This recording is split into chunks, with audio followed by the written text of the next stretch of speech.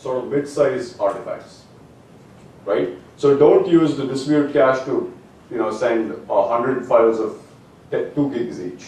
That's not its appropriate use case, right? A good way to look at this is that applications should ensure that the artifacts artifacts in your distributed cache actually don't require more I/O than the input itself, right? If you're processing a 512 MB block size, but you need to download 2 gigs of distributed cache, you've got to rethink your application. Probably could be done better. So usually people use it to distribute another site hash table or key set or something like that. So be careful about what you're doing there. Right? Next one. Counters. This is a huge pain point for the framework. Counters were basically designed from a long time ago to allow users to do small amount of statistics collection and aggregation and so on. You want to track how many bytes every map read, how many bytes every reduce produced, and so on. And then these are automatically aggregated by the framework. So you can drill down, get counters for every task, but then the framework will also aggregate it so that you can get a global aggregation, right? But then what happens is you don't want to start using counters to do word count. So we've seen cases where people try to produce so many counters that the job tracker sort of gets into trouble. Remember that the counters are sort of kept in memory of the job tracker and they're aggregated. So it's tricky. So a pattern is don't use more than 10 to 25 custom counters. Okay. Total outputs. How many of you have ever felt the need to produce a globally sorted data set from your MapReduce job? Right. Don't use MapReduce. That's definitely a bad idea. I mean, if you're trying to do a tera sort, if you have a terabyte of data to sort, you don't want to be using MapReduce for that. There are much better ways to do it. An example there is to use a sampling partitioner. So you sample your input data set with the output of the sampling, create a partitioner who's going to look at that and then distribute the keys. Right? Fairly easy to do. If you want an example, look at the terasort and the petasort code that we have as part of Hadoop. You have an example there of how to create a sampling partition. One advantage of using fully sorted data sets is that if you want to do a join, you can actually if you want to do a join of 2 data sets and they're fully sorted, you can actually do an m cross n join, right? Where you don't have to have the cardinality of your 2 input sets to match. If one has 512 buckets and another has 200 buckets, you can actually do a join without the need to redistribute your data. Does it make sense to most people? That's one of the advantages of doing fully sorted data sets.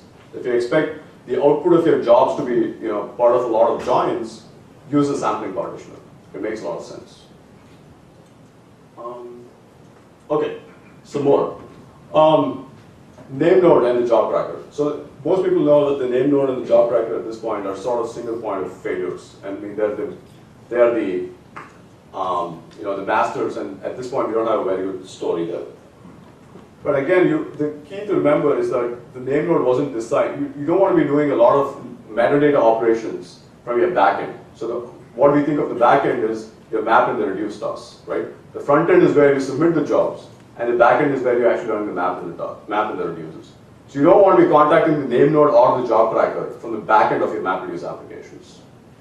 So you don't want to be doing an MS from every map, because it's very easy to take a lot of resources away from the name node. If you have 100,000 maps and every map is doing an LS, that's a lot of LS calls, right? So you want to be careful about it. Similarly, the job tracker. Next slide, please.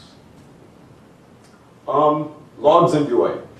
We've seen cases where users produce so much output that output in terms of their std out and stdr, that the node on which the map and reduce ran could run out of local disk space. Right? So you want to be careful about it. Don't produce 3 gigabytes of output for each of your maps. Similarly, the UI. Both the name node and the job tracker have sort of a rudimentary web UI. Don't start screen scraping them. Don't write tools to scrape your web the web page of the job tracker to collect stats. There are easier ways to do it. You have metrics and so on, use that, right? So far we've talked about individual MapReduce applications, but a single MapReduce application is very limited. Now, typically what you see in production are pipelines of MapReduce jobs. You have jobs which produce data to another job and so on. How many of you have heard of Uzi? Right. So Uzi is the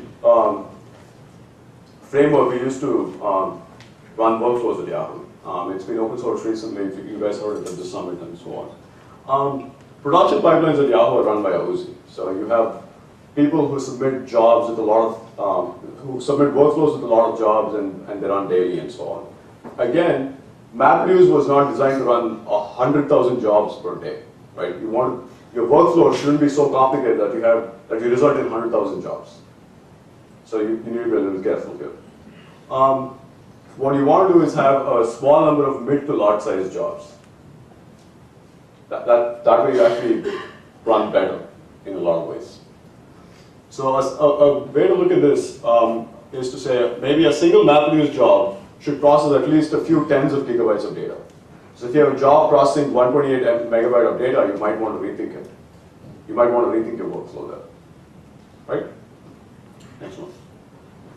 Okay, so Nigel, who used to be our QA manager, used to say that if you have a large enough cluster, there are no corner cases. If you have a large enough cluster, you hit every corner case in your software framework. Similarly, if you have a large enough cluster and you have large enough user base, you'll see all of these anti-patterns. The first one, and I think the most important one, is use Pit or Hive or some other framework.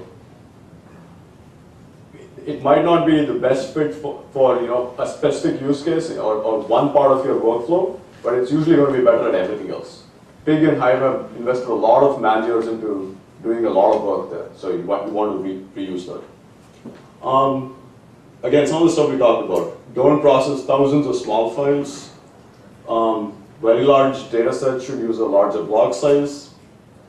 Don't have a job with 100,000 maps where each of it is running for 2 seconds. It doesn't make sense. You're better off running smaller number of larger maps. Again, for the shuffle crossbar and so on. Do aggregations. When a lot of aggregations are possible with the map, remember that you can use a combiner. Don't not use the combiner.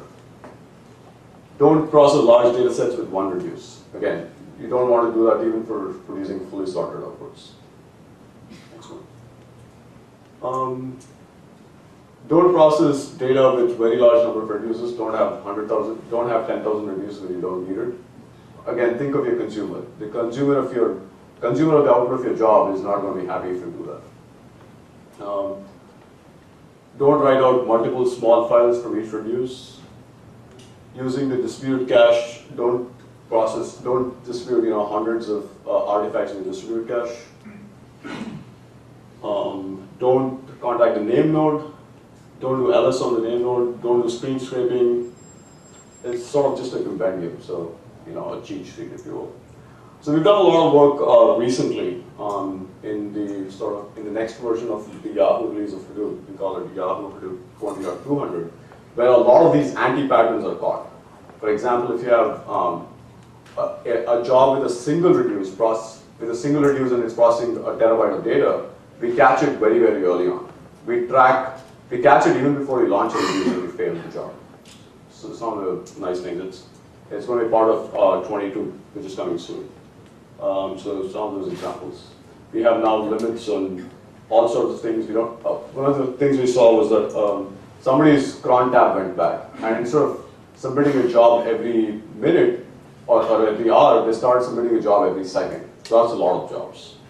So we have now limits and stuff in the scheduler at this point to prevent these kind of scenarios.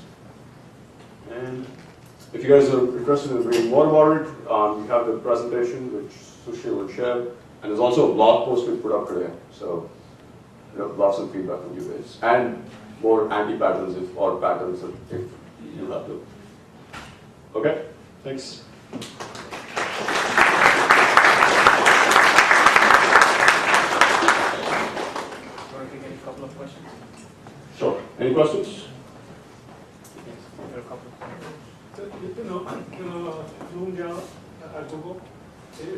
effort here?